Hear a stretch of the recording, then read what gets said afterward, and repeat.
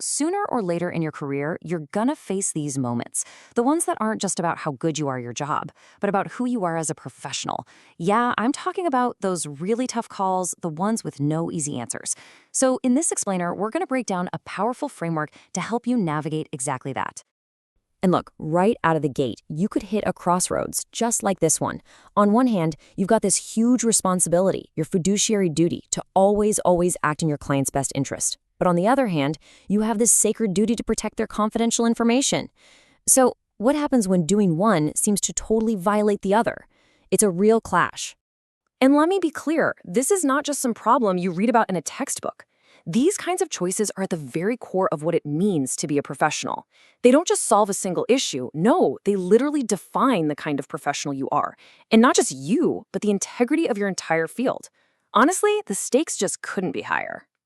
So to really get a handle on this conflict, we first have to understand the rulebook, right? Let's break down the fundamental duties that entire professions, like law and accounting, are literally built on.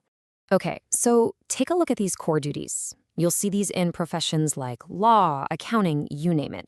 We've got fiduciary duty, confidentiality, loyalty. They all kind of orbit this one central goal, public trust. But this is exactly where things get tricky. The duty of confidentiality, for example, means you have to protect all client information. But what happens when protecting that info directly conflicts with your duty to act in their best interest? See? That's the tension we're really diving into here. So, how on earth do you navigate a conflict like that? Well, believe it or not, we can actually turn to moral philosophy for some super practical tools. I want you to think of it like this. You've got two different lenses you can use to look at the problem. One lens is all about the rule book, and the other is about the scoreboard. First up, we've got deontology. This is what I'm calling the rulebook approach. Basically, this perspective says that some actions are just inherently right or wrong, period. It doesn't matter what the outcome is. Think about basic duties like tell the truth or keep your promises. Someone following the rulebook would say that breaking a promise is just plain wrong, even if nobody gets hurt. It's all about the principle of the act itself. Now, on the flip side, we have consequentialism, or what we're calling the scoreboard approach. This theory says that morality depends entirely on the consequences. An action is right if it leads to the best possible outcome. The whole idea here is to try and shape the future to get the best result for everyone. That classic idea of the greatest good for the greatest number. So here, you can see these two mindsets side by side. The rulebook is asking, is this action right in and of itself? Is upholding confidentiality my fundamental duty?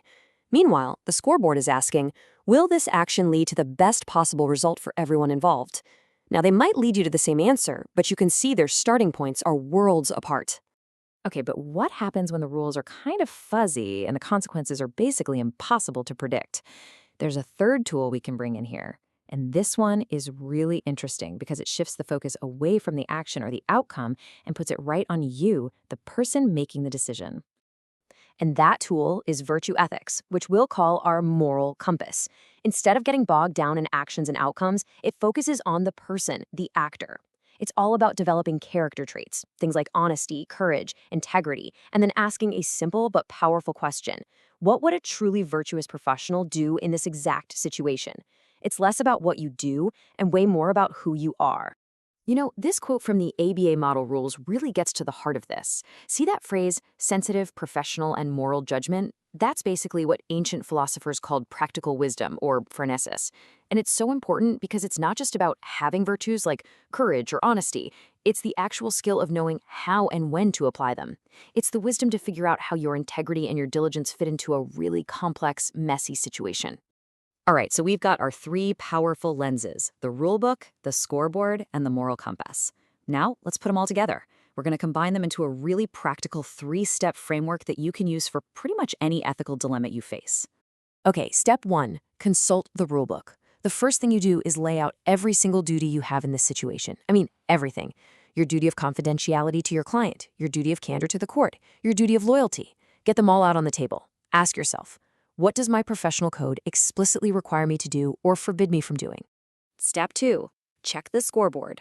Now you're going to analyze the potential outcomes for every possible action. What are the likely consequences for your client? What about for the public, for the system as a whole? And yeah, What about for your own career and reputation? You really have to think through the ripple effects of every single choice. And finally, step 3, consult your moral compass. This is where you step back from all the rules and all the outcomes and you ask a totally different kind of question. Ask yourself, what action reflects the kind of professional I truly want to be? What would a person of real integrity, courage, and fairness do right here, right now? This final step is crucial because it makes sure your decision actually aligns with your core values. And there you have it, all together. This framework forces you to look at the problem from every single angle, the rules, the results, and your own character. It's a tool designed to bring some much-needed clarity to what can often feel like a completely impossible choice. Okay, so now let's see how this actually plays out in the real world. It's easy to think that the scoreboard, the consequences, should always be the deciding factor, but there's actually a more sophisticated way to think about this. This brings us to a really cool idea called rule consequentialism. Think of it as a bridge between our rulebook and our scoreboard. It basically argues that we should follow important rules, like client confidentiality, not just because they're rules, but because a world where every professional follows that rule creates the best long-term outcome for all of society. And what's that outcome? Public trust. Just look at this example. A leader had a tough choice: launch a product on time for a quick win, or delay it to fix a security flaw. He decided to follow the rule, protect the user. Now, in the short term, yeah, the stock probably took a hit. But the long-term consequence of sticking to that rule, the company built a reputation for integrity, for actually caring about its users. And that ended up attracting brand new clients. And this brings us right back to our main dilemma, doesn't it? Following the rule of confidentiality, even in a specific case where breaking it might seem like it would lead to a better immediate outcome, has a much, much larger positive consequence. It maintains the public's faith that they can trust professionals with their most sensitive secrets. And that trust is the absolute bedrock of the entire profession. Now, before we wrap this up, I think it's really important to contrast our framework with one other ethical view, one that is, frankly, a dangerous trap for any professional. And that view is called ethical egoism. It's the idea that the morally right thing to do is whatever serves your own personal interest the best. It's basically a me-first philosophy, through and through. So let's be perfectly clear. This view is completely, fundamentally at odds with what it means to be a professional. Think about it. Professional codes, whether you're in medicine, law, or finance, are all built on a promise to use your specialized knowledge for the public good. They require you to put your client's interests and the public's interests ahead of your own. An accountant can't be swayed by self-interest, a lawyer can't serve two masters. Real professionalism is all about service, not self-service. So there you have it. You've got the framework, you understand the principles. The only question left is the one you're going to have to answer for yourself. When that moment comes, when you're standing at that crossroads facing that impossible call, what will your choice say about you?